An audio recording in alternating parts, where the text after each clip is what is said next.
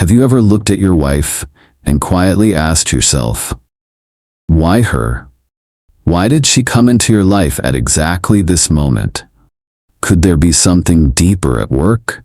Have you ever felt confused, even exhausted in your marriage? Have you thought, I've given so much, why do I still feel alone? Well, what if I told you that the woman beside you is not just your life partner, but part of your karma, your grace, and your awakening? Would you believe that? Welcome to Son.Mindfulness, a space where hearts in their wiser years rediscover peace in the most ordinary things. A glance, a meal, a moment of silence shared between two souls. Here we don't preach, we tell stories of real life, and how we practice mindfulness right in the heart of everyday living. Today, I invite you to sit with me, not just to think about your wife, but to truly see her. Not just as your wife, but as karma, a sacred test, and divine grace revealed through 10 eye-opening reflections. You'll see she is a sacred mirror, reflecting both the light and the shadow within you. You'll realize marriage is not just emotional commitment. It is a spiritual classroom where lessons unfold daily. You'll learn to see her through the eyes of your soul, not through the lens of ego or expectation. You'll begin to notice that in your hardest moments she is not hurting you. She is helping you transform old karmic patterns. You'll discover that your home can become a sacred temple when both hearts live with presence. You'll learn to feel gratitude for the quiet things she does, the things that lift you silently. You'll recognize that in every gesture she makes, there's an invitation for you to grow, if you're still enough to notice it. You'll move from asking, what do I get from this marriage? To, what is life trying to teach me through her? And finally, you may see, she is the one who helps you remember the good in you, when you've almost forgotten it yourself. If your heart is quietly nodding right now, please stay with me through the rest of this video. Each chapter ahead is a small but powerful step, one that brings you back to that quiet room in your heart you once closed, but long to open again. Please consider subscribing to Son.Mindfulness, where we walk together, breathing deeply, loving more consciously, and awakening in the most human of ways. I wish you strength, peace, joy, and the quiet blessings of good fortune on this journey back to gratitude. Now, let's begin, because the woman you call your wife may be the quiet bodhisattva living right beside you, waiting for you to see her with new eyes. Part 1. Your wife is not just a wife. She is your karma, your test, and your grace. Dear friend, have you ever sat in stillness and looked at the woman who's walked through the years beside you, and quietly asked, why her? It's not a question of blame, it's a question of reflection. Because if life is just a string of coincidences, then every relationship is just passing wind. But what if there's an invisible current, called karma, silently guiding who enters your life? Then your wife is not here by chance. Not at all. I once met an elderly man, eyes full of tears, who said to me, Master, for many years I thought my wife was a burden, but after 40 years together, I finally see she's been the hardest test of my life and also my greatest blessing. Have you ever felt something like that? That your partner not only brings you joy, but sometimes anger, hurt, and deep self-questioning? That's not failure. That's karma knocking, inviting you to awaken, to grow, to heal. Paramhansa Yogananda taught, no soul enters your life without reason. Your wife may be someone you once owed, someone you once hurt, someone you once loved but never finished loving, in a life long gone. She's returned, not to punish, but to complete a melody left unfinished, to fulfill a sacred promise not yet made whole. And if you can look at her not just with your eyes, but with the eyes of your heart, you may begin to see, in every moment of her anger lies a hidden lesson. In her silence echoes the voice of old karma, and in her love, there may be grace sent straight from heaven. Your wife is not just someone who lives with you. She may be the mirror of your past, the doorway to your growth, the light of compassion that life has sent to lift you higher, if only you're willing to receive it. Are you walking through this lesson with awareness, or are you struggling through it without realizing the meaning yet? Part 2. Your wife is a sacred mirror. One day I asked a man in his 70s, "What's the deepest lesson you've learned in your marriage?" He looked at me, smiled gently and said, "Master, I've learned myself." He went on, "Every time I got angry, my wife stayed quiet. Every time I was selfish, she became even more giving. And sometimes when she got angry, I saw my own reflection in her face, a reflection of everything in me still unhealed." You see, our life partner doesn't just walk beside us in comfort. They also hold up a very honest mirror, one that reflects both our light and our darkness. No filters, no flattery, just the truth. When she complains, maybe you've become emotionally distant. When she's withdrawn, maybe you've been too centered on yourself. And when she quietly endures, that mirror may be fogged because you've stopped looking closely. Paramhansa Yogananda once said, "The ones closest to you carry your deepest karmic ties." Your wife isn't just someone who shares meals or a home. She is part of your past, filled with words left unsaid, wounds left unhealed, and lessons left unfinished. Through her, life holds a mirror to your soul, so you can see yourself as you truly are. Strong at times, and sometimes deeply afraid. Are you willing to look into that mirror? Not to blame yourself, but to understand yourself better, so you can soften, open, and grow. I want you to imagine this. What if every day, instead of judging her, you observed her, like you were looking into a sacred mirror? What if every reaction of hers was a message from within you? A wrinkle between her brows might be a trace of all the times you stayed silent, when you should have reached out and held her. And her smile might be a quiet blessing you no longer notice because it became too familiar. Let her be the mirror. And let yourself be the one learning how to see it. With humility and presence. Because the moment you begin to see yourself through another is the moment true transformation begins. Part 3. Marriage as a spiritual classroom. When I was a young lay practitioner, I used to believe only those who went into the forest could truly practice. I thought spiritual growth required silence, long hours of meditation, never missing a single chanting session. Until one day, I met an elderly woman. Her hands were covered in calluses. Her face was quiet, but her eyes, they shone like torches. She said to me, "Master, I haven't been to temple in years. But I practice right here, in my kitchen, when my husband shouts and I choose not to react." That one sentence changed me forever. Marriage, a space we often associate with cooking pots and clutter, can be the greatest spiritual classroom you will ever enter. Nowhere else will test your patience so consistently.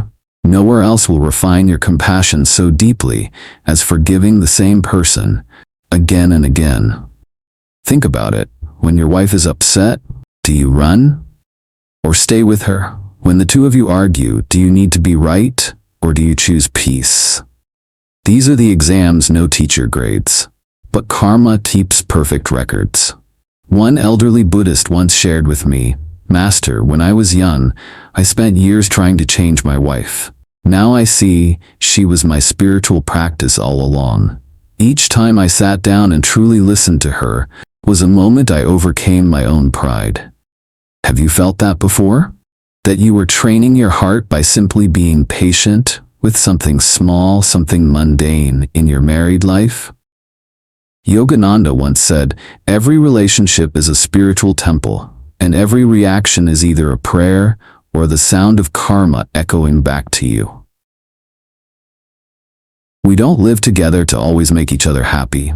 We live together to grow each other, bit by bit, in the kitchen, in the living room, through sleepless nights, through wordless silences, when you choose not to walk away. If you can begin to see marriage through the eyes of a spiritual student, then every disagreement, every sigh, every pause becomes a pathway to open your heart. And just like that, marriage stops being a duty. It becomes a journey back to your truest self, with a very special companion beside you, the one the world simply calls your wife. Part 4. Seeing your wife through the eyes of the soul. There are things in marriage that, if you look with ordinary eyes, all you'll see is fatigue, blame, and misunderstanding. But if you step back for a moment and look with the eyes of your soul, everything begins to shift. Have you ever looked at your wife, not as someone moody or upset, but as a wounded child just trying to speak her pain? Have you ever, instead of seeing a nagging voice, seen a soul exhausted by invisible burdens? We often see our spouse through roles. She's my wife. She should act this way. She should know better. But the soul needs no role. It just wants to be seen. Yogananda once said, if you truly look with awakened eyes, your wife becomes a channel of the divine feminine, the sacred creative force of the universe. But not everyone can see that. Sometimes our ego is just too loud, and our heart too busy demanding what it wants. I remember a man in his 60s once told me, for years I thought my wife was just difficult, but when she got sick, when her strength faded, I saw it. She had been the keeper of our family's flame, and the keeper of me, when I was drifting away from myself. Can you begin to see her that way? Not through the lens of expectations, but through the eyes of gratitude? When she smiles, that's a blessing. When she quietly works, that's a spiritual practice. When she's weary, that's the bell ringing, calling you to return, to become someone who sees the soul within a very human form. If you practice that every day, you'll begin to see your wife is not just your wife. She is a living expression of love, soft, strong, silent, and sometimes, yes, challenging. But through all those expressions, life is calling you inward, to see the tumors of pride, of control, of entitlement, and then to feel grateful. Grateful that life sent you someone not just to love, but to awaken you. Part 5. Staying gentle when faced with challenges. A man once confided in me after more than 30 years of marriage. He said, "Teacher, I finally realized my wife doesn't make me angry. The anger was already inside me. She just happened to touch it." And that, my friend, is a truth many never see. So often in marriage, we believe the other person is the source of our suffering. But the deeper truth is this: they are simply awakening feelings we haven't yet learned to hold or to heal. Anger, jealousy, pride, insecurity, these aren't your wife's fault. They are your shadows longing to be seen and softened. Yogananda once said, the most important souls in your life won't come to comfort you. They come to break the shell you've built around your heart. And sometimes, your wife is that very soul. I know there are evenings you come home tired from work, and she too is drained from holding everything together. One careless word, one cold glance, and suddenly, it's war. But if you could just pause for a single breath and ask yourself, what is this moment here to teach me? You'd step into a new realm. You're no longer just reacting, you're learning. A husband once told me, whenever my wife lashes out, I ask myself, did I somehow help create this exhaustion in her? If yes, then instead of fighting back, I choose to soften. Because I love her more than I love being right. Have you ever felt your heart tighten from needing to win, to be understood, while forgetting to understand her first? When you choose gentleness in the face of conflict, you are not being weak. You are showing the strength of someone who understands karma, who knows that every challenge is a lesson meant to purify the soul. No marriage is without friction, but you can choose to turn friction into fuel for becoming softer, wider, and wiser. And in doing so, each conflict is no longer an enemy, but a teacher, guiding you to deeper compassion, letting go, and loving without condition. Part 6. Turning a house into a temple and marriage into a spiritual path. I once visited an elderly couple living in a quiet suburb of Boston. Their home was modest, a single story, walls stained with time. But the moment I stepped inside, I didn't feel like I had entered a house. I felt like I was standing inside a temple, breathing. There were no bells, no Buddhist statues, just a quiet presence shared between two people. They didn't say much. But in every glance, in every movement they made for one another, there was something sacred, as if they were practicing devotion, not through chants or rituals, but through the way they poured tea for each other, folded blankets for each other, waited to eat every meal together. I'll never forget what the wife said to me. "Teacher, this house has been my spiritual ground for 50 years. I don't go to temple often, because I've been practicing right here. In every breath, in every moment of anger, I've learned to transform." You see, we often think spiritual practice means leaving the world, retreating to a mountain, finding a quiet place. But Yogananda said, there is no place more sacred than an awakened heart, and no spiritual training ground deeper than your closest relationships. Marriage, if you truly see it, is one of the most difficult paths, but also the most complete, because it doesn't let you run. You can't shut the door and avoid the other. You can't escape your ego by going silent, because silence, stretched long enough, becomes its own kind of dialogue. And so every single day of married life becomes a mirror reflecting back your truest self. If you can come home from work and not dump your exhaustion on your partner, if you can speak kindly, even when some part of you feels unmet, if you can listen instead of reacting, then you are already practicing in daily life, practicing through habits, practicing through your gaze and your letting go. And when you live this way, an ordinary house becomes a sacred temple. No incense needed, because the breath of love between you becomes the most precious offering. And marriage is no longer a contract of affection. It becomes a spiritual path walked together, where you learn to love without clinging, love without controlling, and love as a journey back home to your truest self.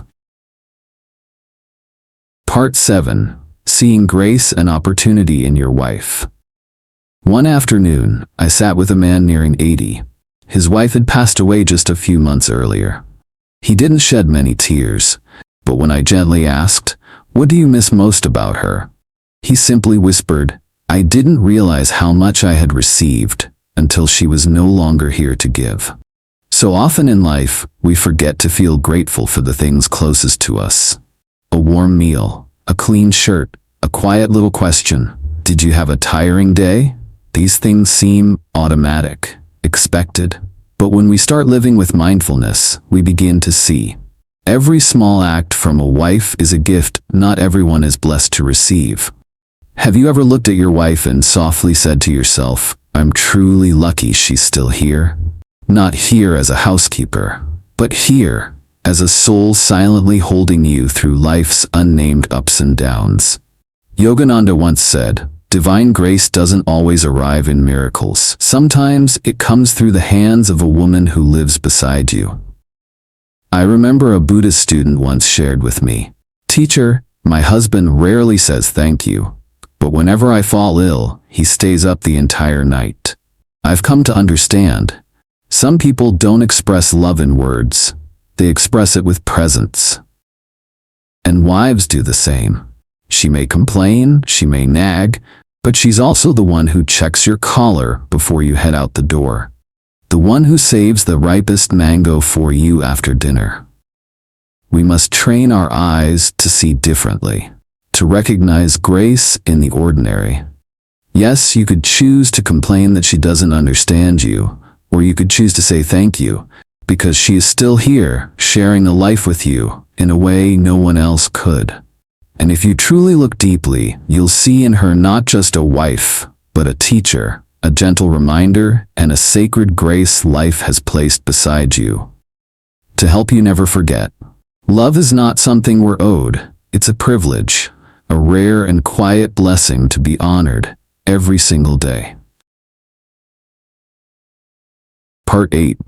Shifting from what do I get to what is life teaching me. Over the years, I've sat with many couples whose marriages were unraveling, and there's one pattern I often notice. When a person starts thinking only, what am I getting out of this?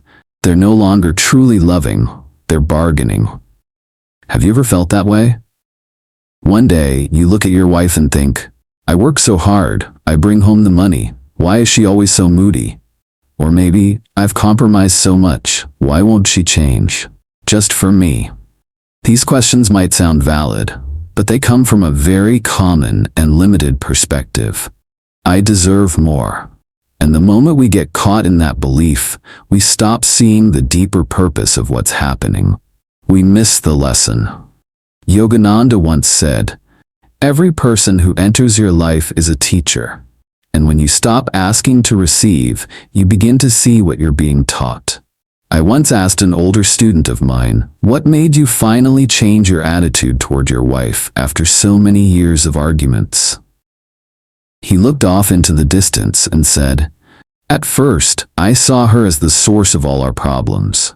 But later I realized she was the one making me face the parts of myself I hadn't yet accepted. From my anger, I learned patience. From my reactions, I learned stillness. From my disappointment, I learned gratitude. No one taught me those lessons more effectively than the person I shared a home with every day. Have you ever asked yourself, what is life trying to teach me through this woman? Instead of asking, why is she making me feel so hurt? What if the question became, what is this revealing inside me that I need to grow through? When your question changes, your heart changes too. From blame to understanding, from expectation to openness, from trying to control to embracing life with a spacious heart. And at that point, marriage is no longer a place where you demand what you lack. It becomes a mirror that reflects where you need to grow. When you let go of the question, what do I get? You begin to receive everything your marriage has been trying to teach you all along. It might be endurance. It might be the art of listening without judgment. It might be learning to love without needing anyone to change for you. And in this way, each day you live together is no longer a tally of wins and losses, but a silent, profound retreat between two souls whom karma has brought together to lift one another higher. Part 9. Wife, the silent one who lifts you. I once sat down to have dinner with a longtime Buddhist family. Just before the meal began, the husband smiled and said half-jokingly, "There's nothing special today, teacher. My wife's cooking, same as usual." I glanced at the wife. She was setting a bowl of soup on the table, still smiling, but for a brief second her eyes dimmed, just a flicker. But in that moment, I saw a lifetime of quiet devotion vanish like a wisp of smoke. Have you ever unintentionally missed seeing everything your wife has done? Not for applause, not for recognition, but purely out of love? She's the one who wakes up before you do, prepares breakfast, makes sure your morning begins smoothly. She's the one who remembers your mother's doctor appointment, your niece's birthday, and all the little details you tend to forget. And when you come home tired or moody, she's often the one absorbing your frustration. And then silently tidying up the emotional mess so the two of you don't drift into cold silence. Yogananda once said, "Grace doesn't always arrive with thunder. Sometimes it slips in like a breeze, through the hands that cook soup for you when nothing tastes good anymore." Your wife's silence is not because she has no feelings. It's because she's learned to hold back the smaller hurts in order to preserve something greater, your home. A man once told me, "Teacher, I used to think my wife was weak because she stayed silent. Now I realize that silence wasn't weakness. It was her carrying both our emotional burdens so the family wouldn't fall apart." There are some women you won't realize the worth of until they're gone. And all the tiny, everyday acts suddenly glisten like diamonds you never thought to notice. You don't need to do anything grand to give back. Just be present. Just acknowledge with sincerity. I see you, I'm grateful for you. Because sometimes a single sentence like that can nourish a wife's heart for years. Not everyone is lucky enough to have a woman who lifts them, silently. And if you do, please don't mistake her silence for just normal. Because behind that normal is a vast ocean of unspoken love that's been quietly cradling your life every single day. Part 10. Your wife is the one who reawakens the goodness in you. I was once invited to visit a man who had spent nearly his entire life surrounded by success, money, status, and influence. When I asked him, "What are you most proud of in life?" I expected to hear about a great business deal, an award, or a legacy project. But he simply said, "My wife." Then he shared with me how there were times he had lost himself. Success had made him arrogant, wealth had made him careless, failure had made him bitter and full of blame. And yet, his wife remained. She treated him no differently than she did in their early years. She reminded him of small, sacred things, not with sermons, but with her quiet presence. He said, "It wasn't her words that changed me. It was just her being there. She reminded me that I used to be a good man, and I wanted to be that man again." Have you ever experienced something like that? A moment when your wife, through a gentle gesture, a simple, sincere sentence, or merely her calm presence, made you pause. And in that pause, something tender awakened inside you. Something you'd forgotten. A part of you that once shone bright. Yogananda once said, "The souls most important to you are the ones who remind you of your inner light when you are drifting in the dark." In marriage, a wife is not only someone who looks after your physical needs or daily comforts, she is often the guardian of your inner goodness. Especially when you can no longer see it in yourself. I once heard a man quietly confess, "Teacher, I've been too harsh, too many times. But never once did my wife make me feel worthless. She always believed there was good in me, even when I didn't believe it myself." That kind of unwavering trust, unspoken and unconditional, is what rekindles the kindness within us that life's battles may have worn thin.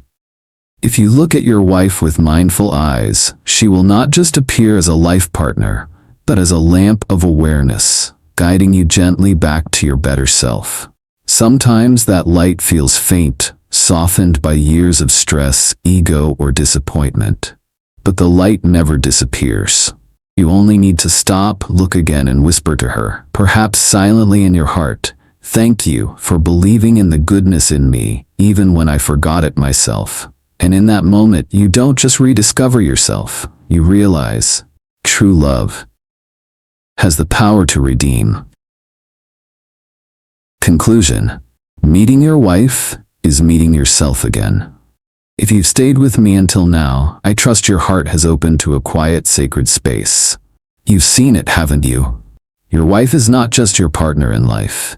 She is a teacher, a grace, a mirror, a path guiding you back to your truest self. Marriage is not merely a place for love, it's a place for understanding, for maturing, and for spiritual practice, right in the middle of daily life. Have you discovered something new about your wife today? Has your heart softened, even just a little, when you think of her? Each part of this message was a doorway, but not a doorway leading outward. It leads inward, to where compassion, gratitude, and insight quietly dwell. And if you've walked through even one of those doors, I celebrate you. Because not everyone is willing to sit still and truly listen, to realize that the woman beside you is not here to serve you, but to help you remember the best parts of who you are. Have you thanked your wife today? Have you ever taken her hand and simply said, "I see how much you've been carrying. Thank you." If not, perhaps today is a good day to start. Not for any special occasion, but because your eyes now see her differently. And if one day over dinner in silence you suddenly feel gratitude simply because she's still there beside you, then you've truly begun to live with mindfulness.